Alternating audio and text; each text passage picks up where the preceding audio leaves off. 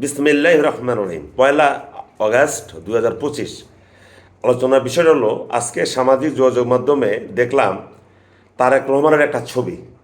তিনি ইংল্যান্ডের একটি বাস স্টেশনে একটি লোকাল বাসের জন্য অপেক্ষায় আছেন। এরপরে আরেকটা ছবিতে দেখা যাচ্ছে তিনি বাস থেকে নামছেন, আরেকটা ছবিতে দেখা যাচ্ছে তিনি বাসে উঠছেন। এটা নিয়ে আমাদের দেশে মোটামুটি বিএনপি ঘরানার যারা আছে তারা সবাই প্রশংসামূলক এবং ফেসবুকে এই ছবিটা দিচ্ছে। এখন কথা হলো, আসলে আমরা কি জানি আর কি বুঝলাম। আপনাদের একটা ছোট্ট কথা বলে রাখি।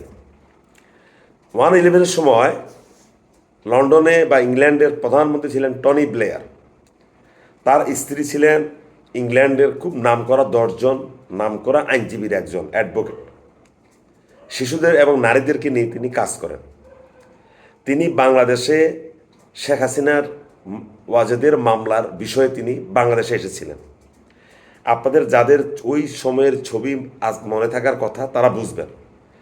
তিনি তার ব্যাগ, তার মামলা সংক্রান্ত ফাইল সব কিছু তার বগলের নিচে নিয়ে ভিতরে করে তিনি হেঁটে হেঁটে যে ট্রাইব্যুনাল চলে সেই ট্রাইব্যুনাল পরিদর্শন করতে গেলেন।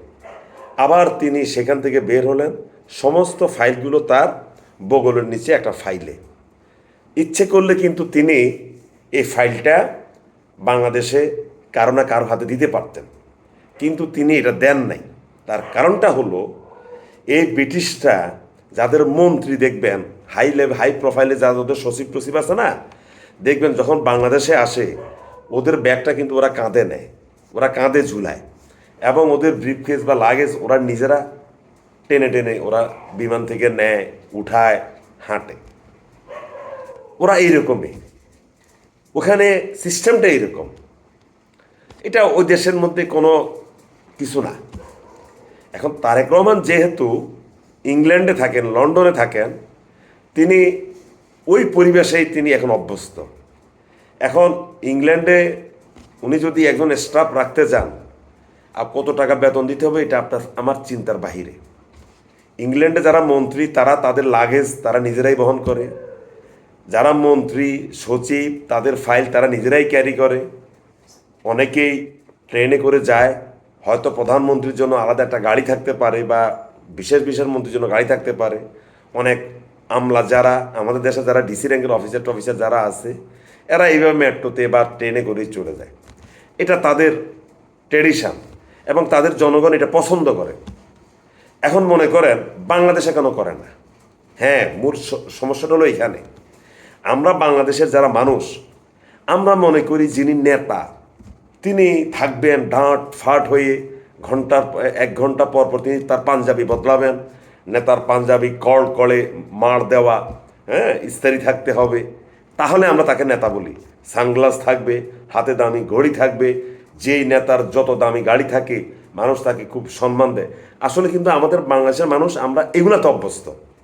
বাংলাদেশে একজন মন্ত্রীর কতজন পেজ থাকে দেখেন, তার ফাইল মন্ত্রী নিজে ক্যারি করবে দূরের কথা, মন্ত্রীর ফাইল নেওয়ার জন্য পিছনে কত সরকারি স্টাফ থাকে, সরকারের বেতনভুক্ত কত লোক থাকে শুধু তার ফাইল ক্যারি করার জন্য।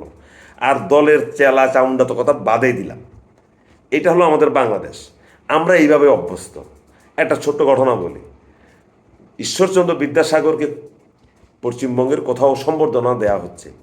এক বুড়ি নাকি তখন দেখতে আসলেন ঈশ্বরচন্দ্র বিদ্যাসাগরকে। উনি এসে দেখলেন যে যে লোকের ঈশ্বরচন্দ্র বিদ্যাসাগর বলে সেই লোকের পরনে ধুতি, যে ধুতিটা মলিন মানে ময়লা, এত পরিষ্কার না, তারপরে পায়ের মধ্যে চটি জুতা, তারপরে তার কোনো ফিটন গাড়ি নেই। তখন একটা গাড়ির নাম ছিল ফিটন গাড়ি।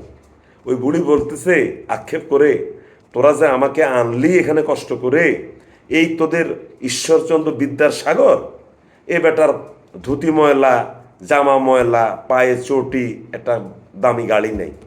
এই হলো আমাদের ভারতীয় উপমহাদেশের মানুষের চিন্তা এবং চেতনা। এর কারণ হলো দীর্ঘদিন থেকে আমরা মোগল বলি, তুর্কি বলি, ইরানিয়ান বলি, ব্রিটিশ বলি, পর্তুগিজ বলি, ফরাসি বলি, এই যে বিভিন্ন লোকজন যে আমাদেরকে শাসন করতে আসছে, শাসন করতে করতে আমাদের মনের মধ্যে এমন একটা বিষয় বুঝিয়ে দিয়েছে, নেতা আমলা মানে বিশাল কিছু, এরা দেবতার মতো, মানে এরা পীরের থেকে অনেক বড়, আর সাধারণ মানুষ এদেরকে কুর্নিশ করবে। উঠতে বসতে নেতাদেরকে কুর্নিশ করবে, সালাম দেবে, নেতার সামনে দাঁড়ায় থাকবে, চেয়ারে বসা যাবে না, নেতা যতক্ষণ পর্যন্ত না বলে ততক্ষণ পর্যন্ত চেয়ারে বসা যাবে না।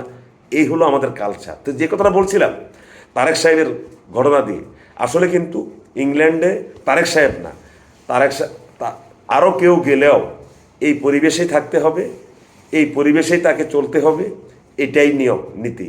ইংল্যান্ডে ব্যক্তিগত গাড়ি ব্যবহার করা খুব ব্যয়বহুল। এই ইংল্যান্ডে এরকম ড্রাইভার রাখা, গাড়ির ড্রাইভার, তারপরে আটদালি, অনেক ব্যয়বহুল। ধন্যবাদ সবাইকে, সবাই ভালো থাকবে।